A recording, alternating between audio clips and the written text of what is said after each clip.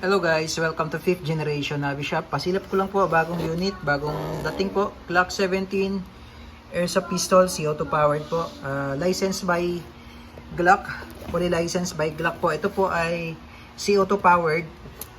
CO2 powered po siya. Gas blowback po siya, Airsoft Pistol.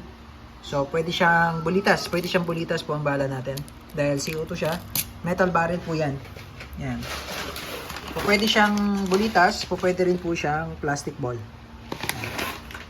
Glock 17, fully licensed by Umarex. Fully licensed by Glock. Umarex brand po ito. Gen 5 po ito. Glock 17 Gen 5. Pasilip ko lang po. Ayan, may kasama na siyang steel ball, bulitas. Steel ball. Glock 17 Gen 5 with serrations front and rear. Ayan, makikita nyo yung aggressive serrations niya sa rear, pati sa front meron. And meron siyang full markings, Glock 17 Gen 5. Ayan, pati sa grip meron din. Ayan, double action po ito, double action. Meron siyang rail for flashlight. Ayan, officially licensed product of Glock po. Glock 17 Gen 5. Ayan.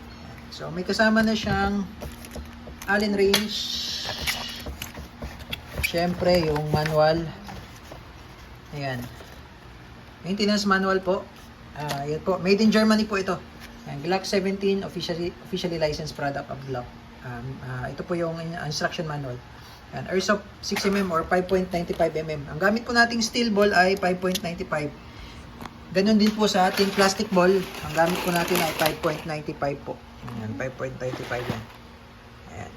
May kasama na rin siyang plastic ball, 0.23. Pwede kayong gumamit ng mas mabigat dahil CO2 powered naman siya. Mas malakas ang pressure niya compare sa green gas. Ayan. Metal slide po, polymer frame, metal barrel. Kita ko lang sa inyo yung magazine. Ito po yung kanyang magazine, 14 rounder po. 14 rounder po ang magazine niya. Ayan, CO2 mag po. Okay, load lang tayo ng CO2. So, slide nyo lang yung pinaka-base pad niya. Ayan, i-slide nyo lang. Mayroon siya markings din dito ng Glock. Ayan. Ayan, slide nyo lang ganyan. Papasok. Tapos, di pala, load muna tayo ng bulitas. Ayan, steel ball po ang gamit natin. Ayan. Makikita nyo po, mayroon tayo ditong magnet. Ayan, dumidikit siya sa magnet. Ayan, bulitas po ang gamit natin. Dahil CO2 po siya.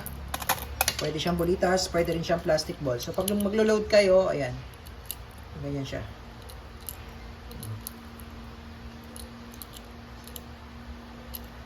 Ayan. So, nilagyan po natin ng 2, 4, 6, 7 rounds na steel ball. Tapos, load po tayo ng CO2. Ayan. Tapos, patak lang natin ng silicone oil. Konting silicone oil lang. So, kailangan na natin yung Allen range.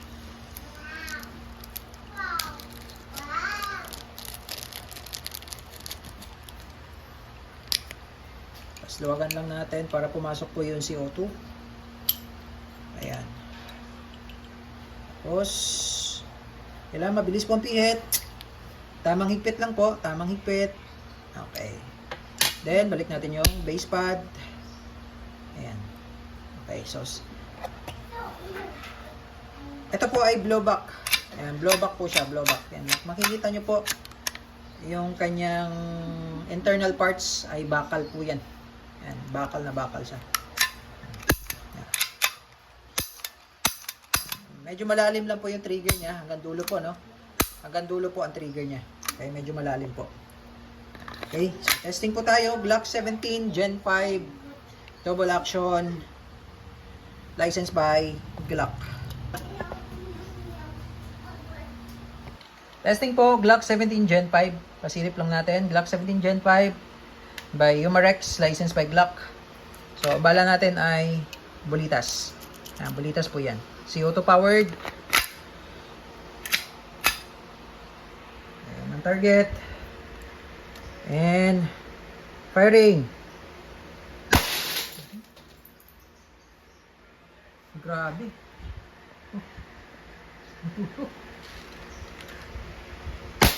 Grabe lakas eh.